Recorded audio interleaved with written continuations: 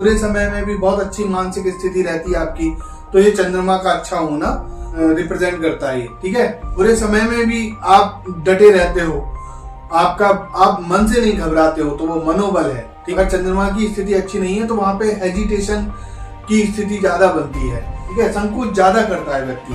माता है चंद्रमा, तो माता का मोटिव क्या रहता है कि भाई पोषण सबसे पहले अपने बच्चों को वो पूरी तरीके से देना चाहती। तो चंद्रमा सबसे फास्ट प्लैनेट है। ठीक है, वो 2.5 दिन में एक राशि चेंज कर देता है। ठीक है, 2.5 दिन में। तो अब बात करते हैं चंद्रमा के कारकत्वों के बारे में। ठीक है, तो सबसे पहले बात करते हैं कारक। तो चंद्रमा किन किन चीजों का कारक होता है? तो सबसे पहले वो क्या, मन का कारक होता है। सूर्य आत्म कारक होता है, आत्मा का कारक होता है। चंद्रमा मन का कारक होता है, चेतना का कारक होता है। भावनाएं, जितनी भी हमारी मन का कारक है, तो जितनी भावनाएं हमारी उनका कारक होता है। कल्पना का कारक, मन है तो मन तो किसी भी चीज की कल्पना कर सकता है, तो वो कल्पना का कारक है। मानसिक स्थिति का कारक, आप डिप्रेस्ड हो, आप बहुत अच्छी आपकी मतलब आप बुरे समय में भी बहुत अच्छी मानसिक स्थिति रहती है आपकी, तो ये चंद्रमा का अच्छा होना उधर मतलब रिप्रेजेंट करता है। ठीक है, मनोबल, आप वही बात है ना कि बुरे समय में भी आप डटे रहते हो, आप मन से नहीं घबराते हो, तो वो मनोबल है। ठीक है, और संकोच मतलब कोई किसी व्यक्ति में हेजिटेशन होती है, तो वो भी चंद्रमा के वजह से ही, अगर चंद्रमा की स्थिति अच्छी नहीं है तो वहां पे हेजिटेशन की स्थिति ज्यादा बनती है। ठीक है, जातक में हेजिटेशन की समस्या होती है, संकोच करने की समस्या होती है। ठीक है, संकोच ज्यादा करता है व्यक्ति। भावुकता, चंद्रमा तो सौम्य ग्रह है, तो भावुकता चंद्रमा का कारक है। अगर चंद्रमा अच्छा भी है तो भी इंसान भावुक ज्यादा होता है। ठीक है, दयालुता मतलब चंद्रमा का कारक, मतलब चंद्रमा अगर एक सौम्य ग्रह है तो ये उनके कारक हैं कि वो भावुकता होती है, दयालुता होती है। उदारता चंद्रमा का कारक है। सौम्य तो है ही। ठीक है, शीतलता, चंद्रमा को तो जल का कारक माना जाता है, तो वो शीतलता का कारक होता है। ठीक है, सात्विक ग्रह माना जाता है, शुभ ग्रह माना जाता है, तो सात्विकता का भी कारक माना जाता है। ठीक है, चंद्रमा को। मानसिक स्वास्थ्य। ठीक है, मानसिक स्वास्थ्य का मतलब कि मन से कितना स्वस्थ है व्यक्ति, वो चंद्रमा से देखते हैं। ठीक है, देन रिश्ता क्या देखते हैं, तो चंद्रमा से माता को देखा जाता है। ठीक है,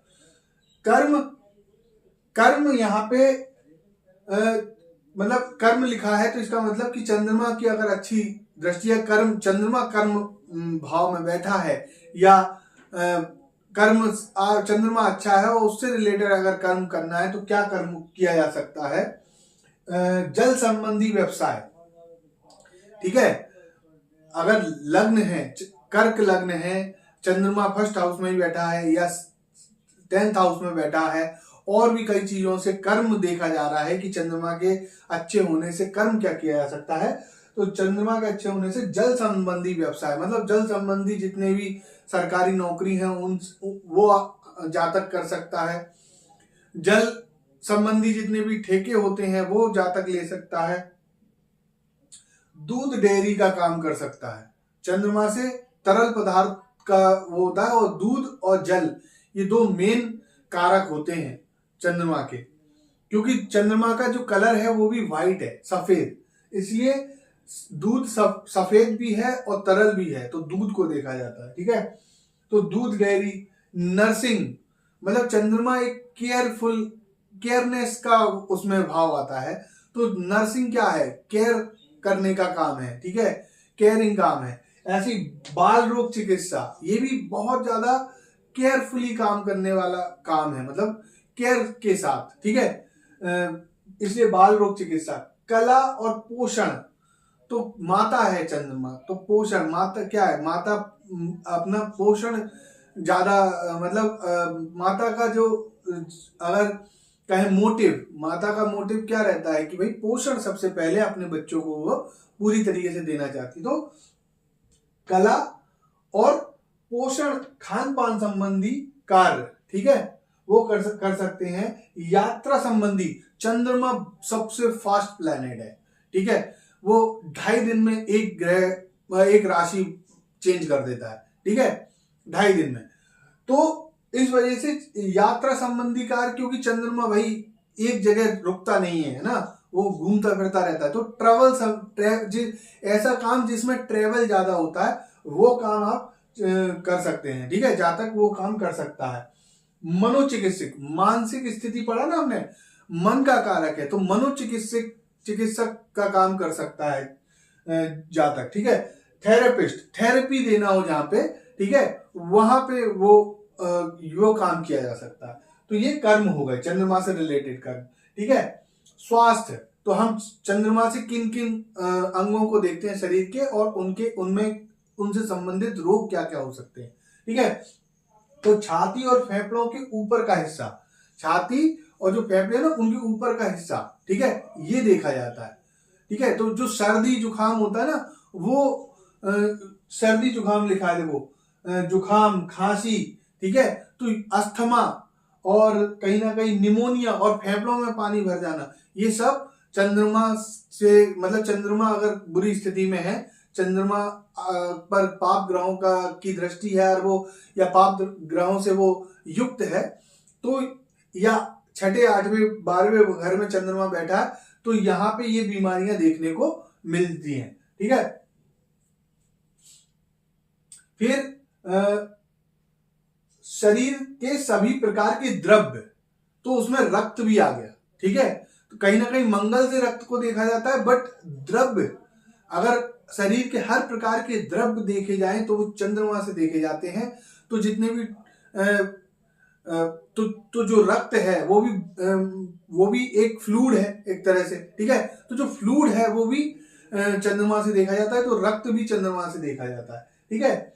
मानसिक रोग, तो मन का कारक है, तो मानसिक रोग भी उधर देखे जाएंगे, जुकाम, खांसी, अस्थमा, निमोनिया और फेफड़ों में पानी भर जाना, तो ये जो रोग हैं वो चंद्रमा के खराब होने से मतलब जातक में आ सकते हैं, जातक में देखे जा सकते हैं, ठीक है।